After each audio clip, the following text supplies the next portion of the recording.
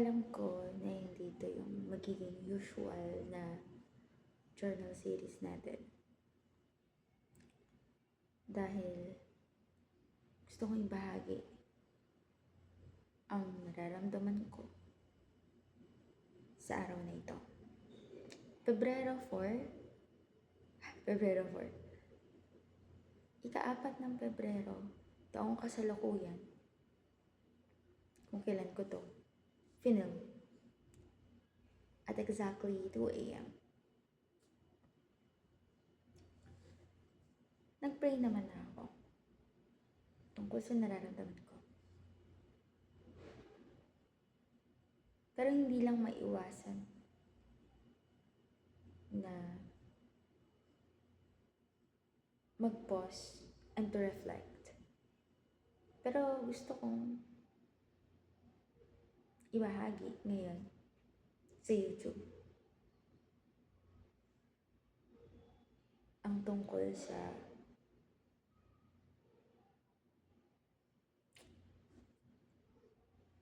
pakiramdam na gusto mo nang sumuko.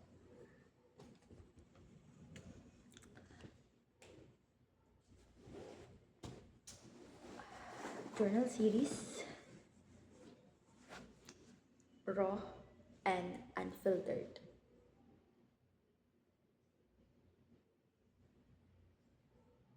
Sabi ng may nagsabi, narinig ko lang din sa meeting namin, na kapag may pangarap ka at gustong gusto mong maabot yung pangarap mo na yun, kahit anumang balakid ang nasa harapan mo, gagawin mo ang lahat para makamit iyon dahil iyon ang pangarap mo. Paano naman kung dumating sa punto na pagod ka na, gusto mong sumuko?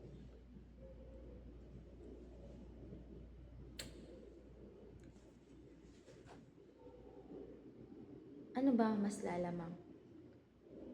Yung kagustuhan mo na maabot mo yung mga pangarap mo? O yung kagustuhan mo na magpahinga ka muna?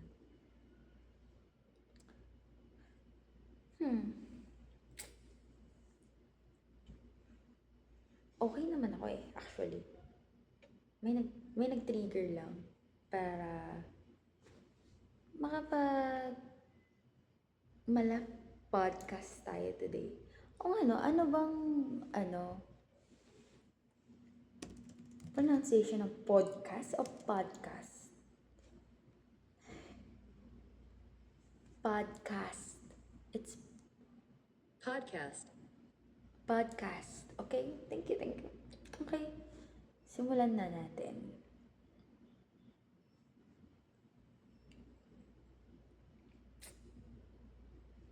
Kung bibigyan ng kulay o panahon ang nararamdaman ko ngayon, sabihin ko na gray o kulay abo dahil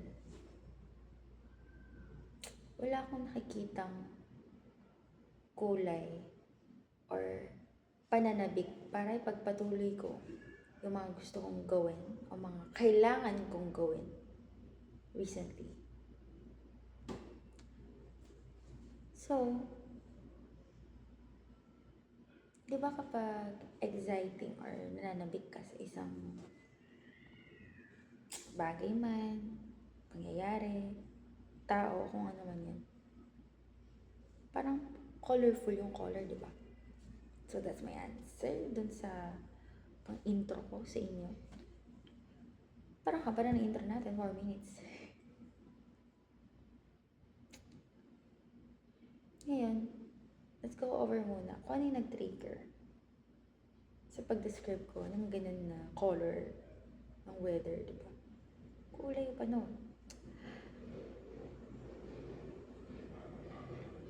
Mahilig ako mag-reflect sa sarili ko para mas maintindihan ko yung sarili ko, yung traits ko, my strength and weaknesses, what triggers me, what my boundaries are. Isa lang sa na-realize ko na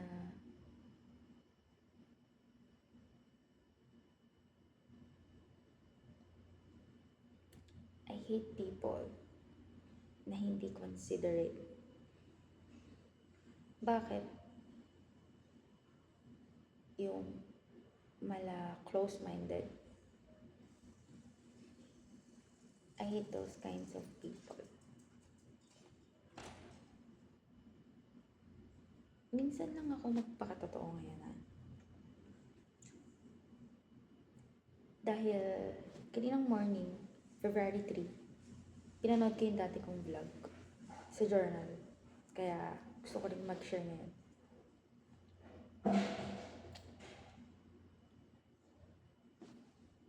Wala talaga akong... Let me be real. Or mas maging stand sa kung anong gusto kong sabihin ngayon.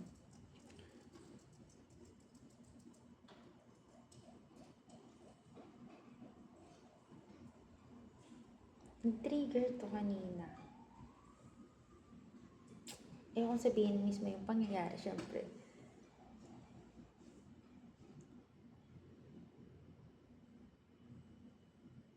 Dahil hindi considerate. Naranasan ko kasi yung parang hindi man lang consider yung situation mo or oras mo. Although, gets ko naman na hindi naman lahat ng tao same. Diba? Gusto ko lang i-share kung ano yung nag-trigger. Tapos, sumunod, may nangyari pa. Tawag dito. Nabasag ko kasi yung yung perfume orders ko. Mas lalo tuloy ako nainis.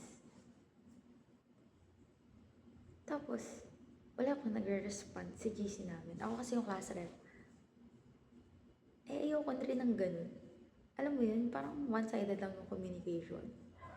Diba? Although gets ko, hindi may iwasan.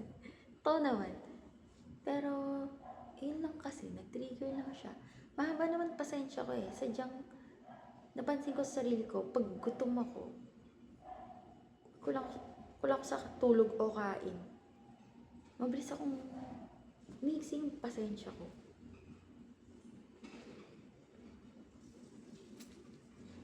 Kaya ang daming nagkasunod-sunod. Hanggang sa pumuntang school, wala nang hinto yung mga kailangan kong gawin.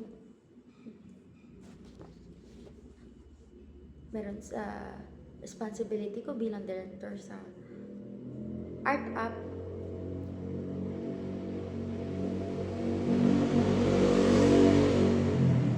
Yung class mayor ko, pinasa ko kasi yung papers ng buong block sa org.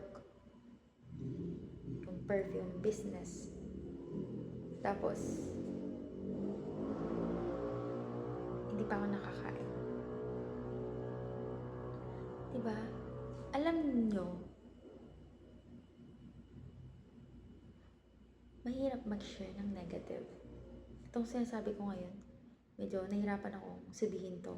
Dahil masanay ako na positive yung sinasabi ko. Pero syempre, hindi ko naman kayo hayaan na wala kayong matututunan sa sasabihin ko.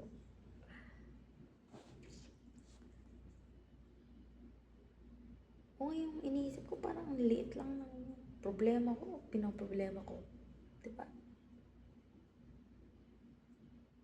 Siguro na overwhelmed na ako sa kailangan sa daming gawain. Kasi nagsasabay-sabay lahat. Tapos napapabayaan mo pa yung sarili mo. Sakit pa ng katawan ko. Dito ko. Diba? Ayokong nagko-complain. Ayoko nagsasabi ng negative. As much as possible, pinagtitiisan natin. hinahaba natin yung pasensya natin. Pero, lahat ng tao may limitasyon. Yun yun. At sa kung pinapanood nyo to ngayon, o pinapanood man to ng future Cesar, huwag mo akong i-judge agad. Kasi, we go all different phases naman.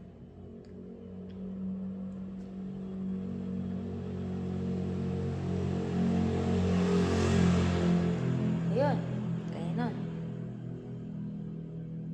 Nainis na ako kaagad. Iniiwasan kong taasan yung boses ko kapag may iba akong kasamang tao. Pag lalo na pag nainis ako, nagtitimpi ako. Kaya nilalawas ko dito ngayon. So, syempre, pag battle up, maya, sabihin na, ay, lumabas yung totoo mong kulay. So, kapag nagagalit ka, totoong kulay. Naiinis ka, totoong kulay yun. Naniniwala ako na lahat ng tao nakakaranas ng iba't ibang emotions. At di ibig sabihin nun, naging fake sila sa'yo dahil pinakita sa'yo yun. Or like, nakita mo.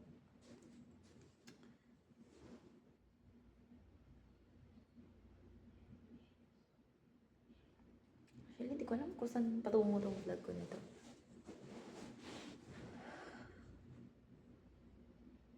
Pero sa totoo lang, sana may makakita ng effort na ginagawa ko itong mga nakarang araw. Nakalulungkot din sa part ko na hindi ko man lang magawan ng oras, maayos na oras yung mga major subjects ko dahil sa minor subjects. Pero hindi naman ibig sabihin nung tinatakul ko yung mga minor. Nandiyan na yan eh, wala naman tayong magagawa kundi tanggapin natin, di ba? May magagawa ka ba kung complain ka ng complain? Wala rin. Dinadagdagan mo lang yung negative sa sistema ng katawan mo. Imbes na mag-focus ka na lang sa mismong solution.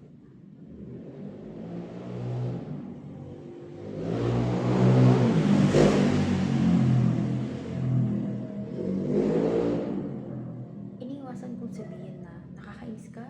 Nakakainis naman yun? Parang medyo masungit ko na sa'yo. Hindi ko yun na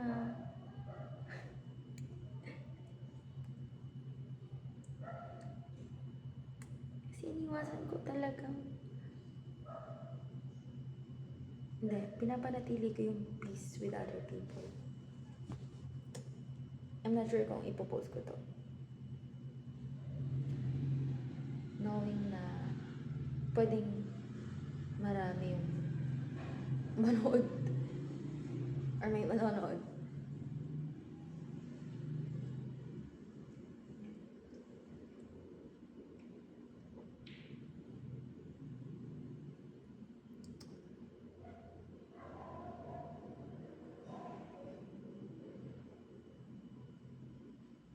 Siguro nga overwhelmed lang ako.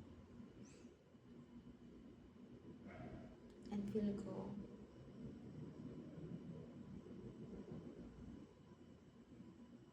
walang masyado naka-appreciate ng mga ginagawa ko.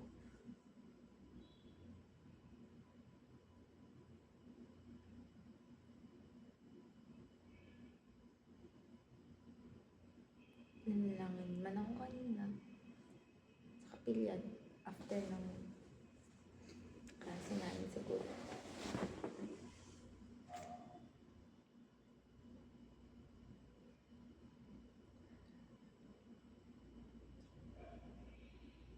Nakakapagod din naman. Pero part to lahat ng journey ng mga tao. Hindi naman siya may iwasan.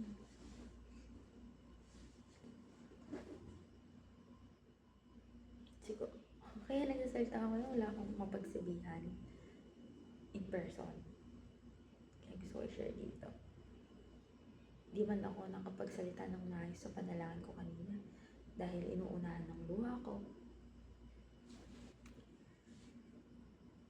Gusto ko man mag-reflect sa journal ko pero wala akong oras para magsulat.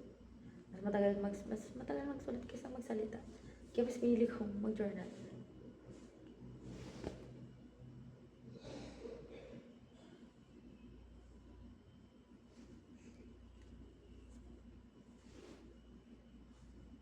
Guys,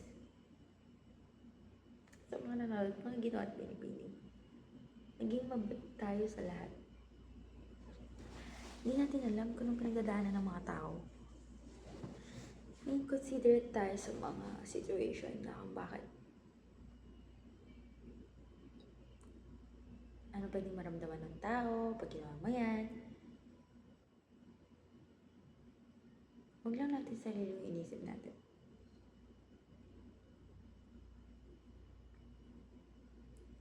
Parang ang pangit na galing sa akin, no? Kasi nga hindi naman lahat pwedeng maging ganito, maging ganyan. Kasi iba-iba tayo. Pero kung sakali pa na matry ko kayong ma-shift yung mindset nyo, ito na lang. Huwag niyong gawin sa ibang tao yung ayaw niyong gawin sa'yo. Ayaw niyong, ulitin ko, huwag niyong gawin yung mga bagay na ayaw mong gawin sa'yo. Yun na lang. Narinig siya dati. Narinig yun na yun noon. Kung ayaw mong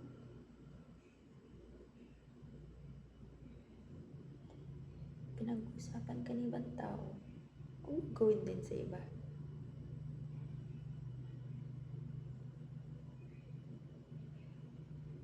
Kung ayaw mo sa mga sinungaling, huwag kang magsinungaling. Isa pa, i-appreciate nyo yung mga tao may ginagawa para sa inyo. Kasi it takes energy, time, and effort para gawin nyo kahit simple lang. Maging grateful tayo sa mga maliliit na bagay, sa mga tao na nasa paligid natin.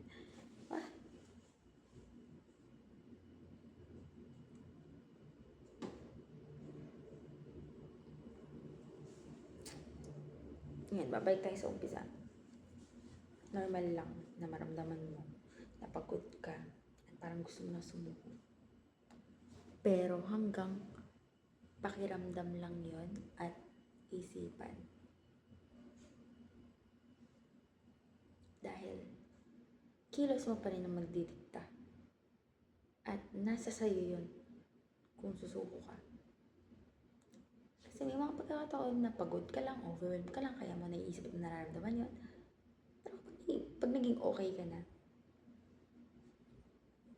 patuloy ka din naman eh.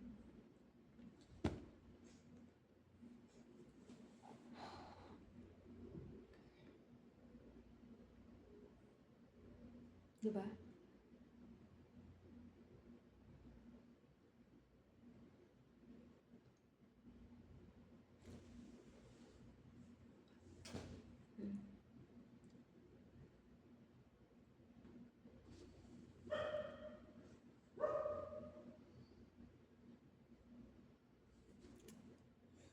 So speechless.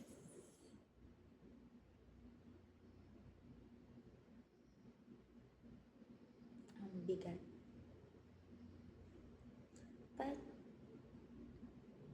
naniniwala naman ako mag-i-okay rin ng lahat.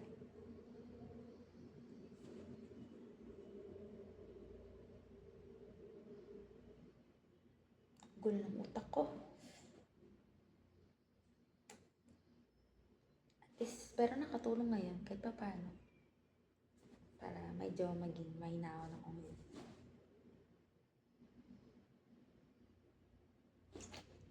Kahit nakakawalan man ng gana, kailangan mong gawin kasi kailangan, no choice ka.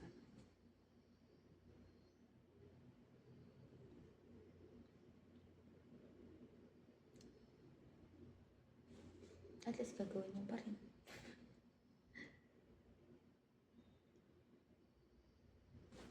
Nakakainis.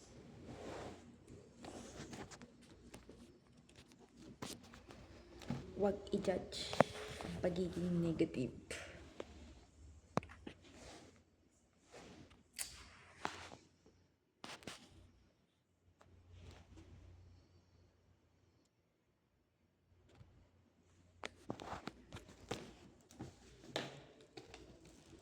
My schedule and to-do list. Dami na to. Feel ko, kailangan na nating bawasan ng mga gawain natin sa buhay.